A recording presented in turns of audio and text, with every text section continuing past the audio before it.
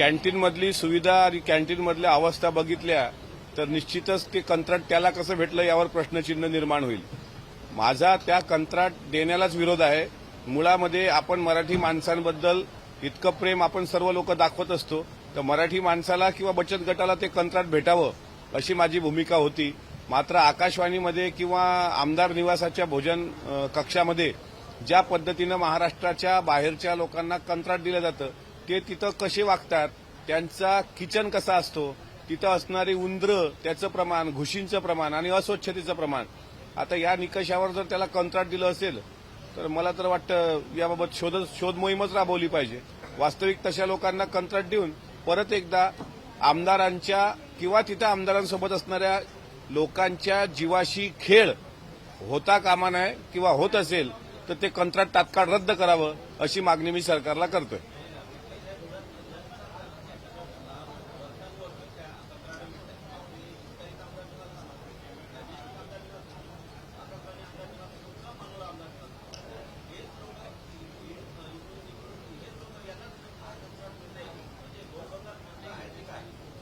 नाही, ते निश्चिंत आहे. ज्यांना कंत्राट भेटते त्यांना माहिती आहे आपण कशी मस्ती केली, कशीही वागलो तरी आपल्याला हे कंत्राटच भेटतं.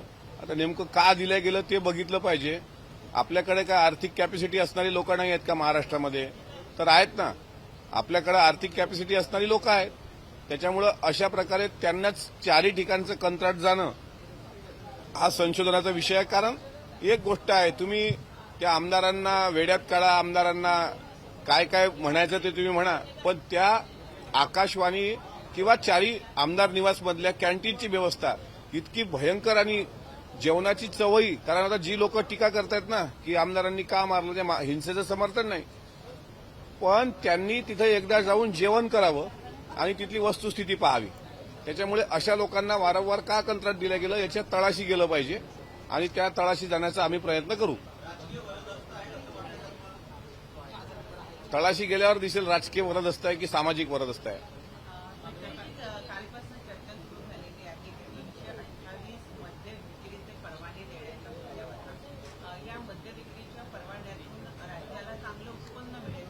लाडक्या बहिणींसारख्या ज्या योजनांवर आपले कोट्यावधी रुपये खर्च होत आहेत, त्यामुळे राज्य आर्थिकदृष्ट्या डबघाईला येते. अशा वेळेला आर्थिक नवीन स्रोत शोधण्यासाठी हे परवाने दिले जाणार आहे चर्चा आहे.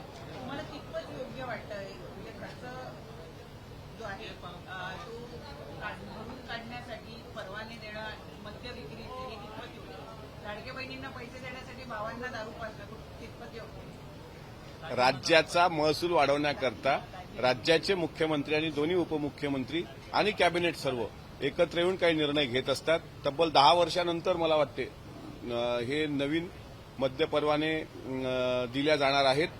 ते अधिकृतच मद्य परवाने दिल्या जातील, पण त्यामागची खरी भावना काय, भूमिका काय, हे मला असं वाटते माननीय मुख्यमंत्री अधिक स्पष्टपणे सांगतील.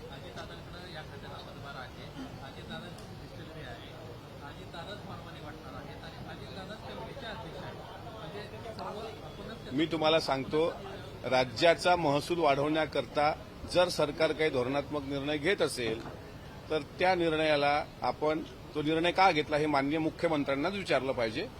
नवीन परवाने 10 वर्षानंतर येत आहेत आणि त्यामधून जर राज्याचं उत्पन्न महसूल त्याचा फायदा होत असेल तर सरकारने निर्णय घेतला आहे, त्याला आम्ही काय करणार?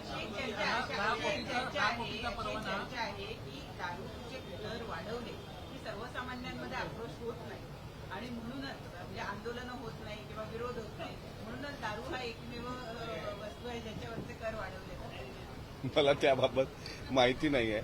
तुम्ही तसं सांगताय, पण मला माझा काही दारूचा संबंधच येत नाही आणि दारू परवान्याचा पण माझा काही संबंध येत नाही आणि मी काही दारू परवाना मागणाऱ्यांमध्ये पण नाही आहे की मला दारू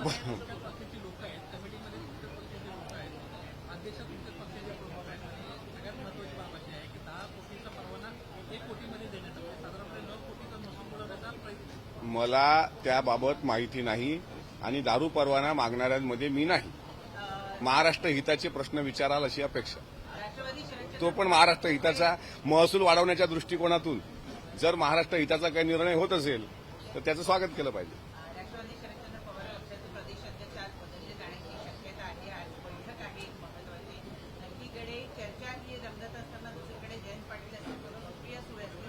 म्हणतात की मला या संदर्भातली काहीच कल्पना नाही. काल स्वतः मला वाटते जयंत पाटील साहेब आपल्याशी संवाद साधला, त्यांनी बोलले काल सायंकाळपर्यंत त्यांनी राजीनामा दिला नव्हता. आज मंगळवार दिवस आहे, आज त्यांच्या कोर कमिटीमध्ये ती चर्चा होणार आहे आणि पवार साहेबांनी त्यांच्या पक्षाचं काय खांदेपालट करावा हा सर्वस्वी अधिकार पवार साहेबांना आहे. त्याच्यामुळं त्यांच्या पक्षात मी बोलावं इतका मी नक्कीच मोठा नाही, पण जे कोणी प्रदेशाध्यक्ष होत असतील किंवा आहे तेच जयंत पाटील साहेब राहत असतील तर त्यांना आमच्या शुभेच्छा आहेत.